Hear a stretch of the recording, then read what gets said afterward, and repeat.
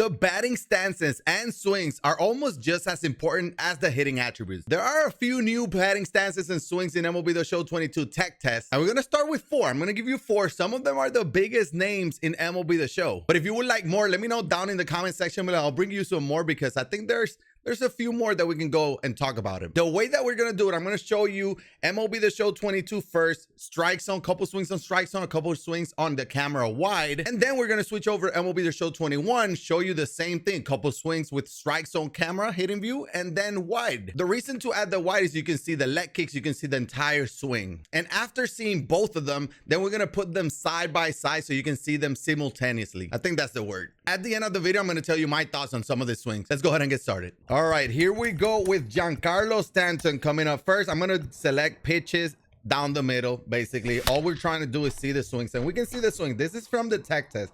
You can see how not close it is. Giancarlo's swing in MLB The Show 21 was so close and crouching the plate, and we're gonna see a better look when we get to the side by side. But you can see here a little bit more straight up, basically the same swing, and obviously he has a lot of power. He's going to be smoking baseballs, but this is one of the biggest changes we saw here in the tech test. Now let's go to Polanco. This is MLB The Show 22 tech test. Polanco, I think like the leg kick is a little bit bigger or a little bit higher with that leg kick.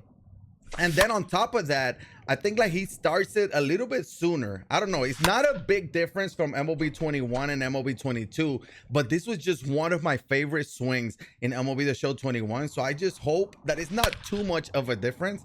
So I wanted to do Polanco just to make sure. Now, another one that has a huge difference is this Fernando Tatis. This is in the tech test. As you can see, using strike zone, you can barely see Fernando Tatis on the screen until he starts his stride. Now, that's similar to Nelson Cruz. A lot of people love that. Some people can't handle that. So it's going to be personal preference. But you can see how wide open of a stance he has here in the tech test and batting practice, and that is the biggest difference of all, the strides and the stand. Now we're going to Mike Trout, one of the best swings in MLB The Show 21, and there's a slight change that we're gonna have to see what it does, right? If it makes a difference. Again, the swings itself, there's not gonna be much of a difference. It's more the strides and the batting stance in itself. Again, I think Mike Trout is going to be just fine, as you can see here with the perfect bomb he did. But his stride is still simple enough. We'll see the side-by-side later on.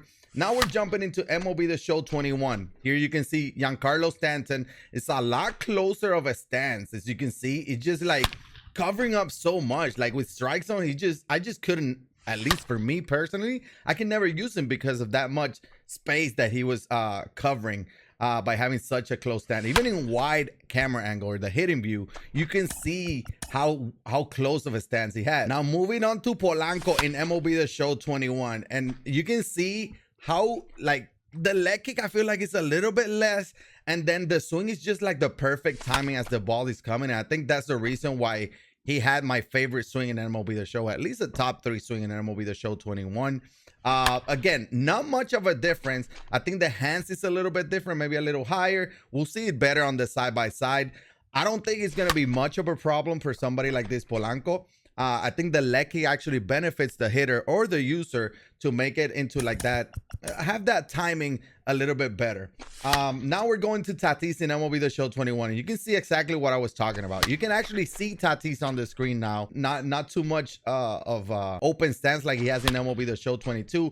And I think the stride was so much faster. I think that his swing was just too fast for me. And that's why I struggled with Fernando Tatis in MLB The Show 21. I think like I was a lot earlier on a lot of these pitches, and I think the open stance and starting the stride a little bit later is going to benefit him. And here we go with Mike Trout. Again, a little bit of a higher leg kick in MLB The Show 22. We'll see it in a minute, but MLB The Show 22 is a lot less of that leg kick. If you like the high leg kicks, Mike Trout was great. But you may have to, you may get some adjustments with that Mike Trout coming into MLB The Show 22 with a little bit of a less of a leg kick. Now we're going to see here the side by side. We're going to start off with Giancarlo Stanton. We have MLB 22 on the left and MLB 21 on the right. You can definitely see the big difference. It's such a big difference within the close stance and how not so close of a stance he has in MLB 22. And I think that's going to benefit him so much. And you know, we're going to have good Stanton cards with a lot of power. He has an amazing year. Now, moving over to Jorge Polanco, you can see MLB 22 on the left and on the right.